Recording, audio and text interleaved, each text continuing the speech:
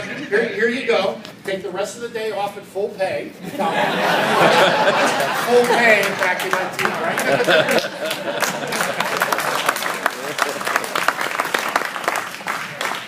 And I was reading his transcripts, and in 1964, if I said 84 before, 1964, it says, Jim was worth every bit of that $1.95.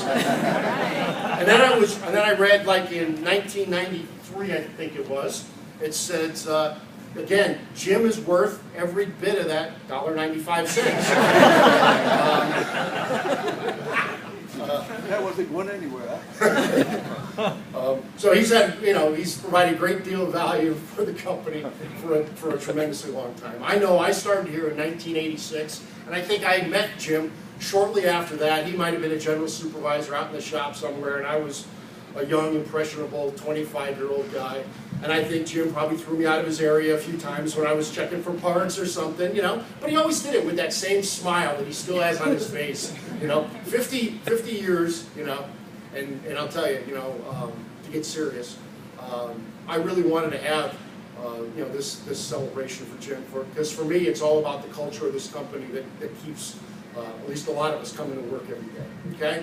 And, when I see Jim Eschbach after 50 years walk into this company with the same smiling face, now arguably 25 years ago, he probably didn't smile as much when he threw me out of his area, but when he walks into the area, my area, into work every day after 50 years with the same smiling face, the same positive attitude, I mean, I have no other word but to describe Jim as an inspiration, okay?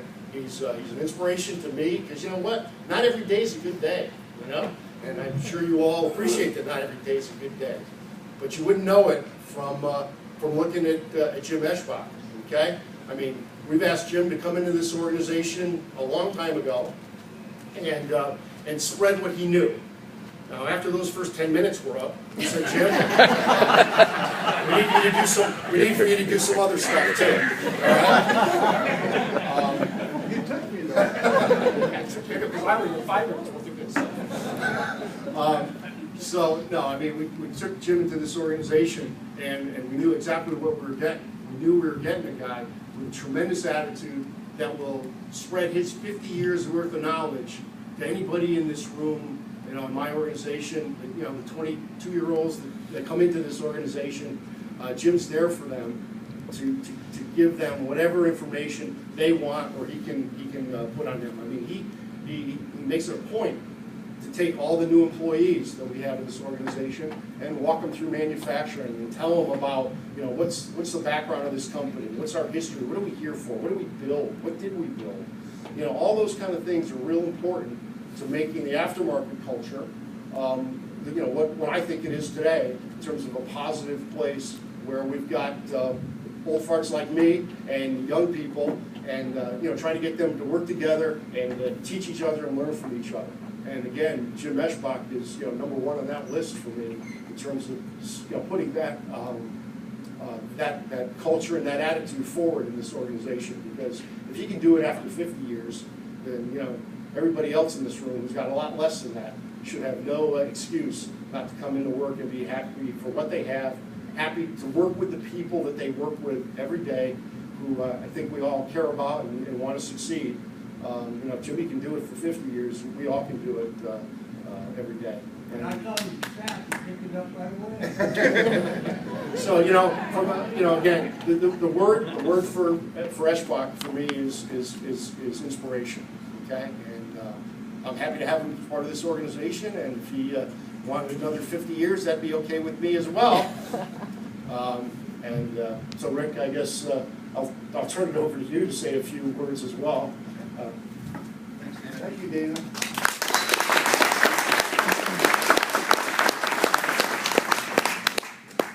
So I don't know if you've all had a chance to see the recent Skylines, but there's an article in there.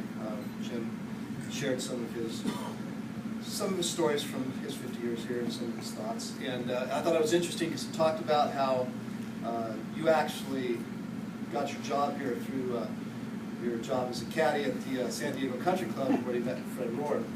And it's like 50 years in the same company, people would think maybe Jim's a little change averse. But I like to propose that that's probably not the case. In fact, probably when you met Fred the first time, I don't know, I wasn't there, but I would imagine it went something like this. Hello, Mr. Rohr, let me take your bag, got out, maybe had a couple of holes under your belt, you were watching him play. Next thing I imagine Jim probably did was said, hey, you know, I'm working on something. I noticed that if you maybe get your eyes over the ball a little bit more, maybe center it up in your stance, you might find that works for you as well. It's been helping my putting, it might help yours. That's just the way Jim is. Always willing to share. Carl can tell you, he's always willing to share a golf tip too, but more than that, he's always willing to share here at work. To Dana's point, that's one of the key things I think probably they recognized very early in Jim was that the ability to go into a situation, assess it, figure out a way to make it better, and get results was really, really important. And that's the kind of thing he shared with us. The first time I met him, I'd just come down here. I didn't know where anything was out in the shop. I was working for Dave Weigel, who pretty much knows where everything is out in the shop, or did at the time. And I asked him a question, and he says, go see Eshbat. So, okay. I call him up, he says, come on over. I asked him a question, he said, let's go. And that was the first thing Jim said to me was, well, let's go. Took me across over into the factory and showed me around. The thing that's really important, I think, about it is, so there's kind of three components. We have parts here, we build parts. There's a lot of processes that are important, and if you don't know how the parts flow through the processes, you struggle to figure out what's going on. But more important than that is the people that are here. And so while Jim would take me over there and he'd show me the parts and he'd show me the process, almost every time the first thing he'd do is he'd walk me over to the person. And he'd say, this is Bill or John or Joe, and his area of responsibility is here, and he's the guy that can help you out. And for that I'm eternally thankful, because that's the kind of guidance that helps all of us be able to do a better job. So the last thing I'd like to say is, there's a guy, he's the chief engineer on 787, and we were in a meeting somewhere, and some guy said, well, we hope to have that figured out pretty soon. And John Anderson went nuts. The word hope should not exist in aerospace. I'm like, what, there's no hope for aerospace? No. What he really meant was, we don't want to hope when it comes to aerospace, we want to know. We don't want to hope we've built the part right.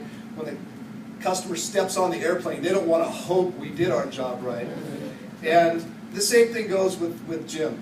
Whenever there's anything to be done around here, if it's something he can handle, we don't have to hope it gets done. We know it's going to get done. It's going to get done the right way, and it's going to get done to the benefit of us. And so, for 50 years of making us all look good, thank you very much, Jim.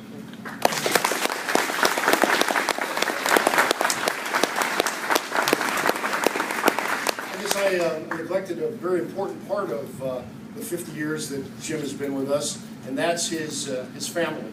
Okay.